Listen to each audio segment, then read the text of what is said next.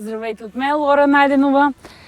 Тръгнах от град Карлово. Това е пътеката. Една от пътеките, която ще ме отведе до хижа Васил Левски. Януарски ден, не вали сняг, нещо като дъжд и ще прекарам събота и неделя в планината. Елате с мен!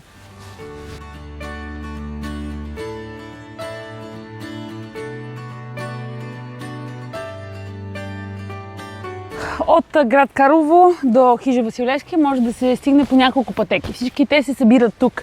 Добре маркирана е пътеката, бяло и синьо, това следим. Другия вариант е да отидем в хижа Добрила, тогава маркировката би била зелено и бяло.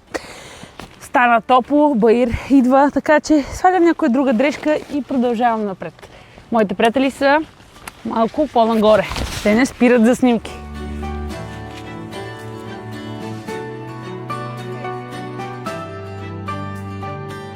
Тази пътека има много чешми и човек не е нужно да се презапасява. Лятото обаче някои от тях пресъхват. Винаги е добра идея да носите малка бутилка с вода със себе си, без значение дали правите прехода лято или зима. Във всички случаи водата е супер вкусна. А най-добрата е няколко километра нагоре. Ще ви я покажа.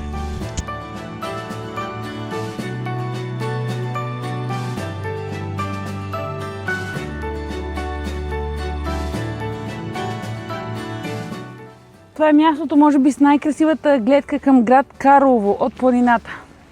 Виждате, че гледка в момента няма, защото мъглата е доста плътна. Почна да вали дори и нагоре очаквам да има сняг. Крайна сметка е зима, чакам сняг. Това е второто място, където може да наточите манерките или да пиете вода. Да, продължавам напред.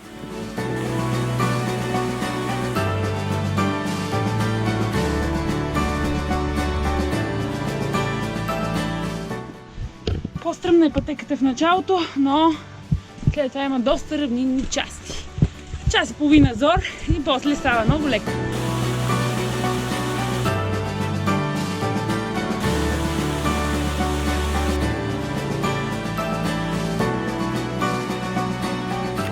Това място се нарича Баража и тук свършва първото по-стръмно изкачване. Нагоре още има. Не мислете, че е свършила задачата.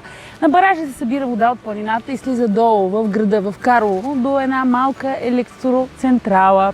Има кучета, не са опасни, вързани. Понякога има и хора на смени. Всъщност не знам, винаги има хора. Нататък пътеката става доста по-полегата. Вие се покрай реката, супер красиво е. Ето, че се появи и сняг. Да вървим.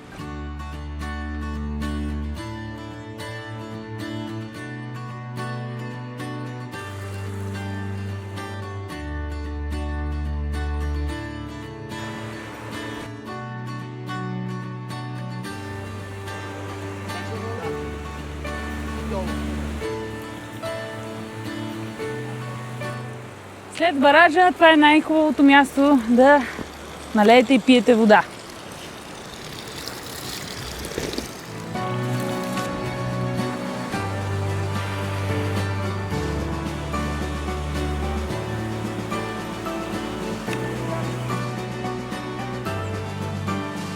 За някъде около 2 часа от Карлово се стига до първата хижа. Хижа Хубавец, която е на 990 метра надморска височина.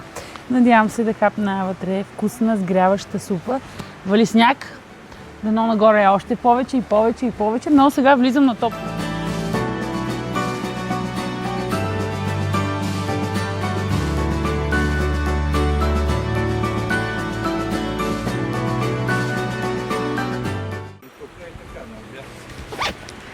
Добре хапнахме, вкусен топъл боб с лютичко и е време за следващата хижа. Тя се нарича Балкански рози, до там пътя около 45 минути или час. Зависи от нас.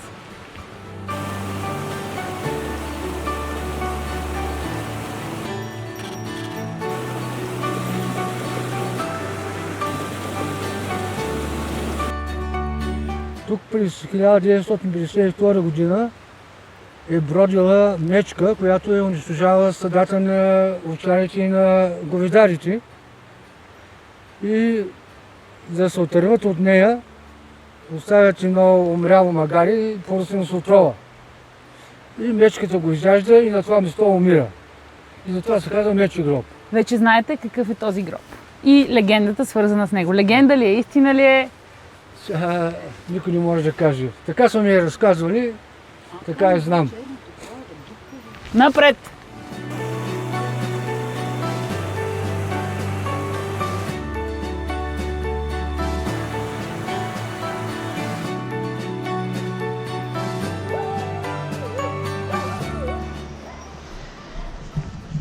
Ето, че и втората хижа вече е достигната. Хижа Балкански рози. Добре звучи, нали? Съвсем бързо, спокойно ходене. Тук може също да се подкрепите с чай, с супа. Домакините са много любезни. Да, още един.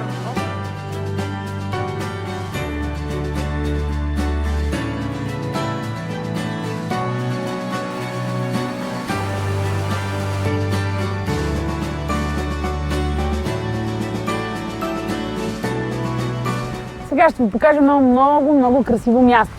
Казаните. Обозначено е с табела, намира се към реката. Няколко крачки само правим и сме там. Може от тук, хайде насам. По-надолу се слиза лекичко и ще го видим. Внимаваме! Внимаваме! Уха!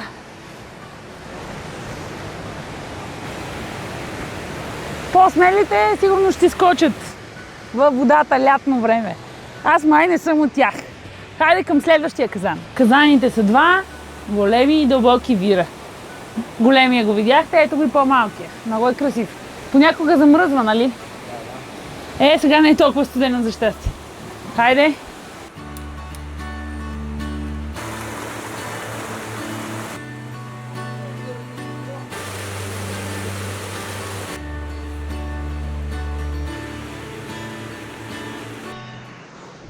Най-стръмната част от маршрута. Наричат я Белите брегове.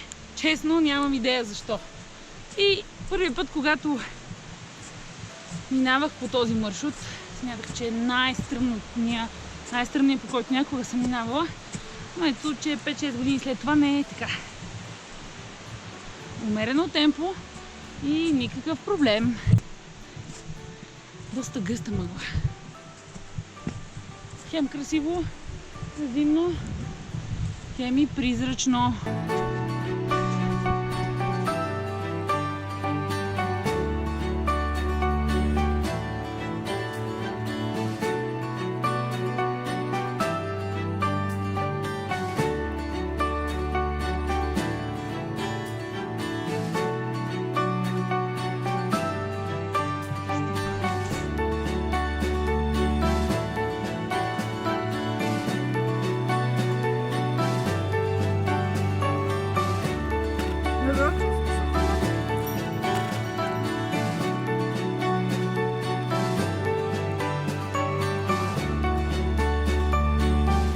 Ето, че стигнахме и хижа Васил Левски, която се намира на 1450 метра надморска височина според табелата.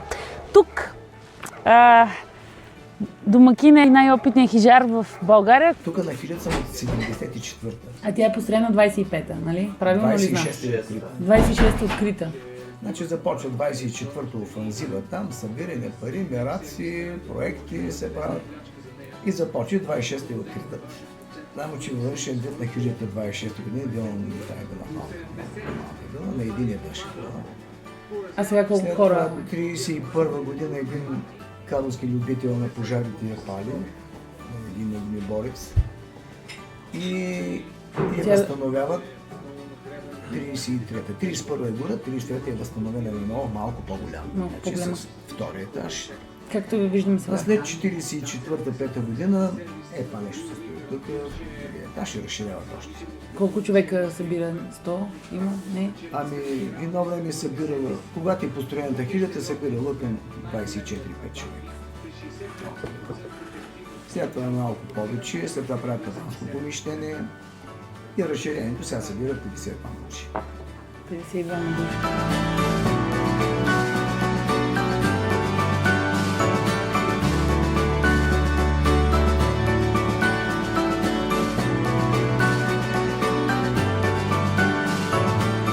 е кръстопът. Може от тук да тръгнеш, да отидеш на Добрила, на Амбарица, на Плевен, на Ботев, на Рай и на Равнец. А наоколо са Копените, Костенурката, Връх Жълтец. Има къде да се отиде, ако ти се ходи. Значи април месец цъфтат и музокарите и много е красиво. Април месец, ако искате Поляната музокари. става лилава цялата отдолу. Да, красиво.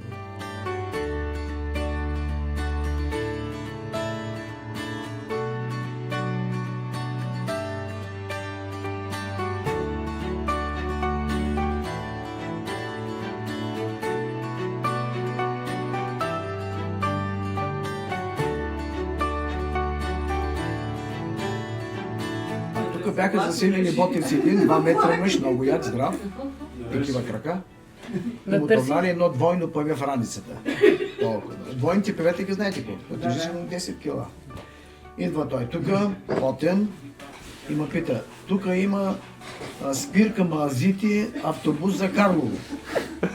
Погледнах така малко, към завика има, на 15 минути от тук викам надолу, взе да роя в раницата, измъкна павето, тигли на майна и го удари в земята и павето остана тук. Стигна раницата, къде и обясни по пътя, изчезна и повече не го видяха. Викам, това се мъжака, къде ли търсил спирката, колко е вървал по реката надолу. Аз стоил го пращахме за мляко, не знаете? Аз съм чувала историята. Значи идва Стоилчо тук, спи на палатка. Аз инструктирам моята готвачка, викам сега Стоилчо ще дойде тук и ще кажеш, Стоилчо, леля, издоила съм кравата на Маазите. Иди ми вземи кофата, че аз леля съм стара, не мога да можа да я донеса. И Стоилчо отива и търси, след 2 часа идва целият от рано чипки, вика, Лелю Иванке, не можах да намеря кофата, бе. Тая кофа няма никъде. Аз се бях инструктирал, като дойде така и Стоилчо, бе. Аз забравих да ти кажа, че кофата е на малките Маази. Половин километър. Ама тя се засмея, работа не стана. Не стана втори път. И после му викаме, ти не видя там, видя ли краво да има, бе, след семен? Видя ли краво, има ли там? Няма. Видя ли някъде нещо? Не бе, това е доя се рови там. Той имаше един куприви там на склада, викам, бе, тук някъде и търся. Доста весело беше. Много. Само глупости. От този с брадата тук, нищо... Слушай, един ни казал така, моята глава е празна и просторна, събира повече глупости от твоята, значи аз се помня тя. Нали?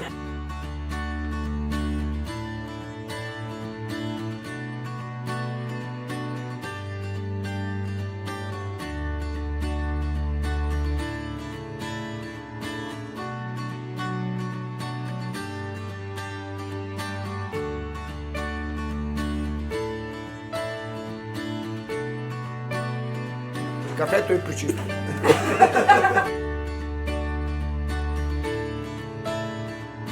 Това е най-хубавото свърши. Престоя в хижа Васил Левски. Сега се отправяме надолу към град Карлово. Има сняг, много е красиво и за пореден път благодарим на нашите прекрасни домакини Яна и Вълко. Тук е страхотно.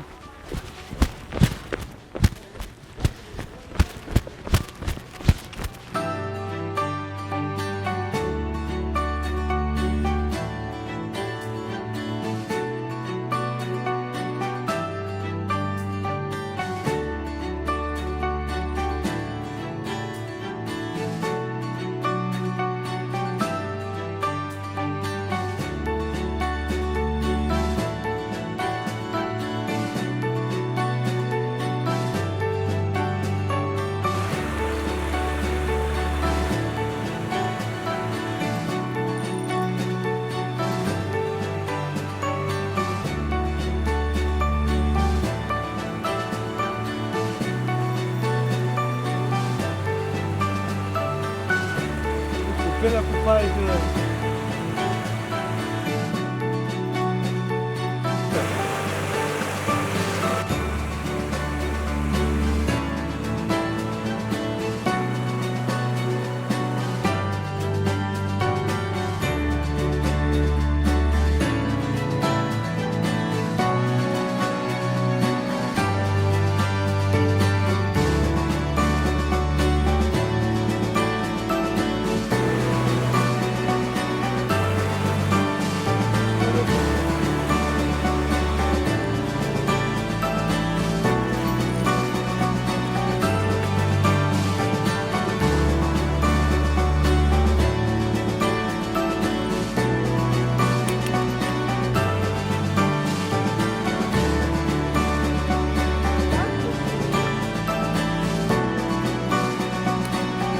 един ден, два дни и една нощ прекарани в планината. От Карлово до Левски и обратно. Ето го града. На отиване нищо не се виждаше, но той си стои там. Зелен и красив. Карлово, град на герой. Вече и вие знаете как да стигнете от Карлово до Хижа Левки. Маршрутът е супер лесен. Само за печени планинари. Айде! Чао! До скоро!